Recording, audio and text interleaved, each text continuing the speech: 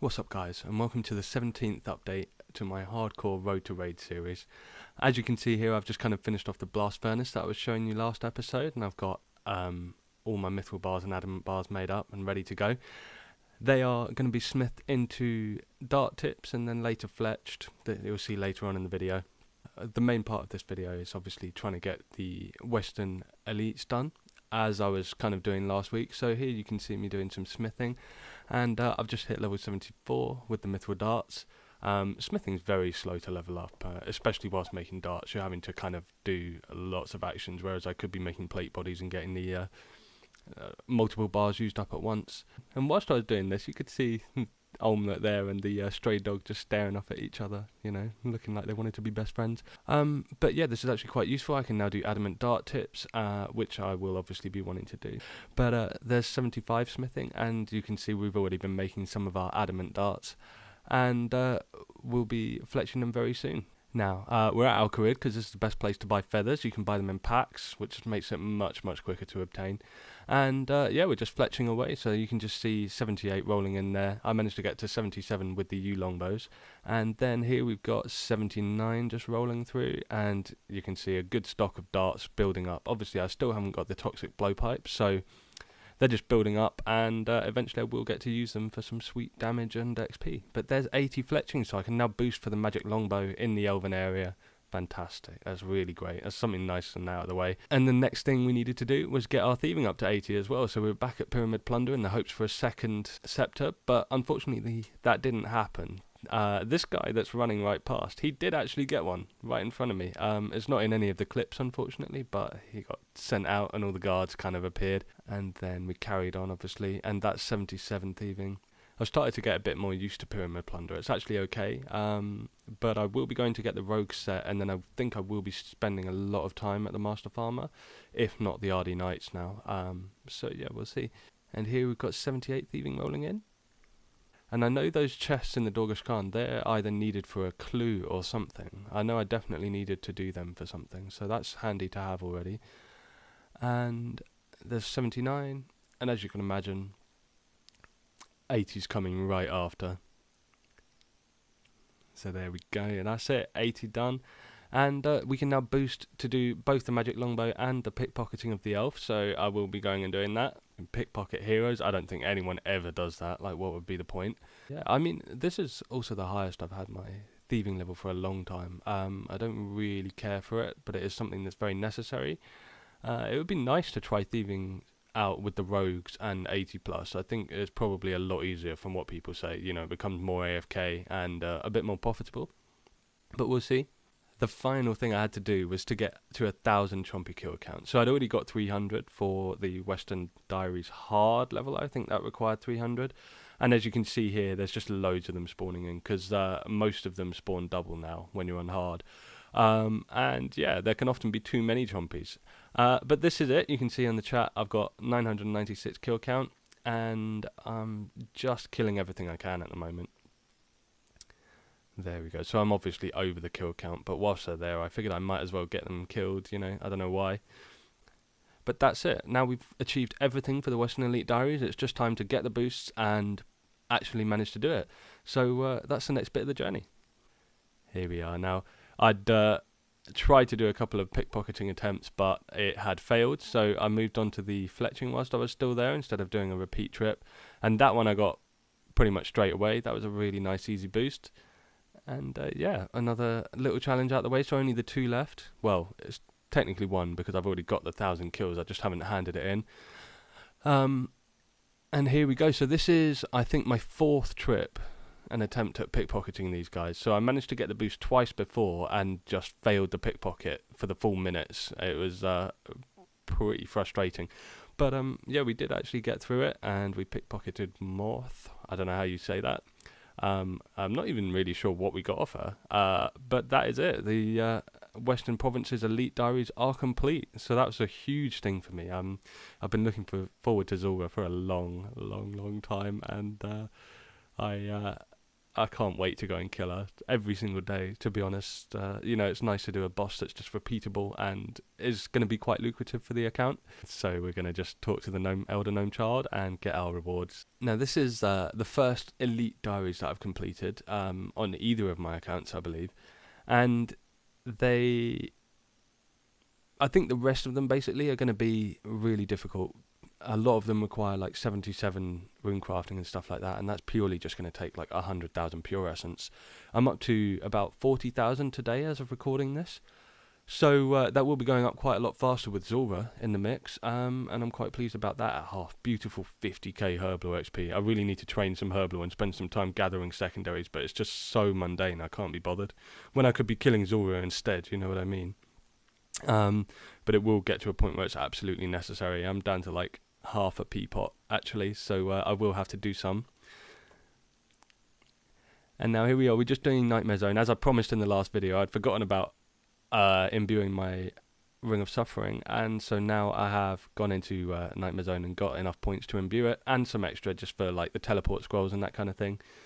And I got total points there of 854. I could definitely have done better.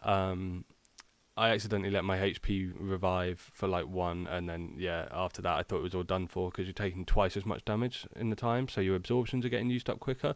My mate has told me since that I probably could have rock caked back down, and that it was the monsters cancelling the rock cake from lowering my HP again.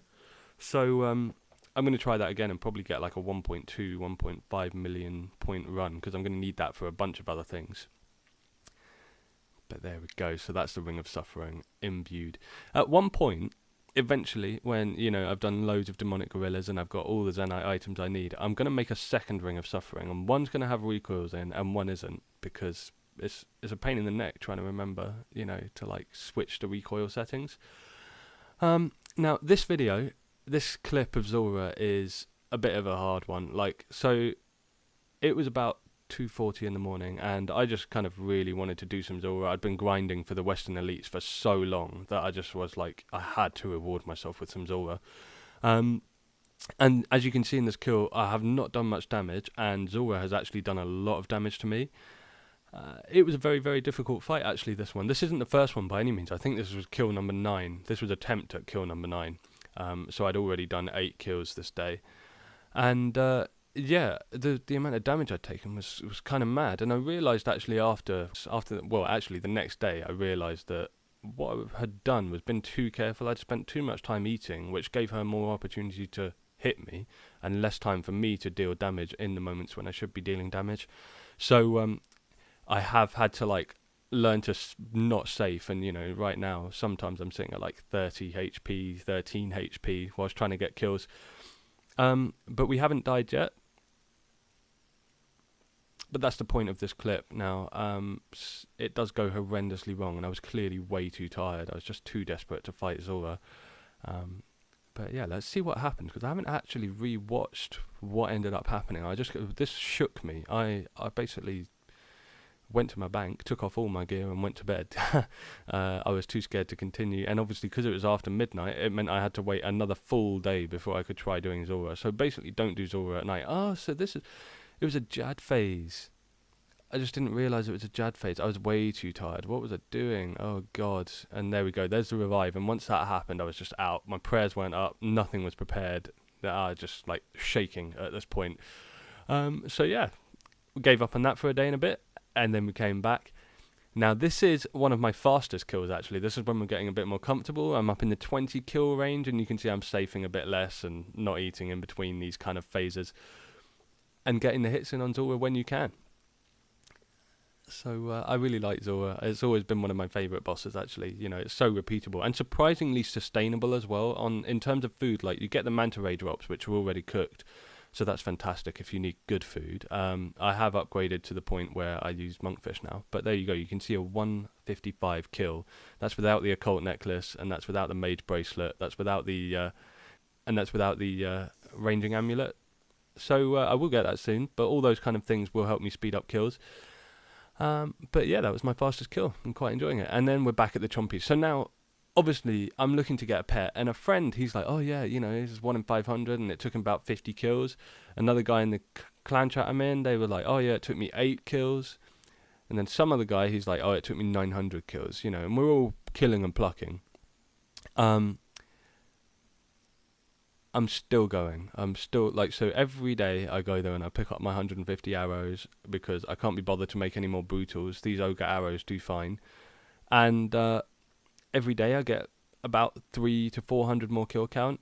And every day I still don't get a Chompy pet. And you've just watched me receive the elite reward. And my kill count is well in excess of 2,300 right now, which means I've done 1,300 kills of, like, possibly being able to get the Chompy bird pet, which also means that's 2,600 chances at getting the Chompy bird pet, because Modash has confirmed that it's a 1 in 500 when you kill it, and it's 1 in 500 when you pluck it. So that means it's 1 in 250 effectively for each Chompy, and I've done 2,600 chances, 1,300 kills plus. I will be going back today. It's been a busy week because of Christmas, as you can imagine. And I've just run out of ammo again. So, yeah, I will be continuing with this grind along with the Zulrah grind. Basically, what I do is I use Zulrah until I kind of use my revive. If not, then I can carry on. And then each day I claim my arrows and try and get the Chompy bird pet again. And hopefully, goddamn, hopefully, by the time I've got next video up, I will be able to show you a cute little Chompy pet. That'd be really nice, because it would be nice to have more than one pet. Like, I really like the pets, as I said last video. So, yeah. Anyway, we'll keep pushing. Oh, wow, 2,583. I thought it was 2,300. But, yeah, so even higher than I thought. That's 3,000 chances over of getting the Chompy bird pet, which is 1 in 500. So, I'm really, really not lucky. And now here we're just finishing off the video, so I'm going to kind of do my little outro bit. But yeah, so I am actually getting 87 crafting in this video just because I had the materials built up. I also have enough actual battle staves to then attach to the orbs now, and that will get me to 88, which puts me 1 level away from being able to boost to... Oh no, sorry, 2 levels away from being able to boost to the Mage Bracelet as well, which is actually really good news. So when I eventually go back to Black Demons, which I do currently have a task of, I'm just kind of procrastinating with, I will be able to make hopefully 1 or 2 upgrades basically. And I can also train with the empty light orbs, which are 70 XP each per, you know, as you're about to see, instead of the 52 to 53 that the orbs give. Anyway, that's it for this week. It's not huge progress, but it is progress nonetheless. And I will keep going, and I hope you guys have a fantastic New Year's, because it's going to be New Year's the day I upload this video. And yeah, I hope your Christmas was great too. Have a good one. Take it easy, and peace.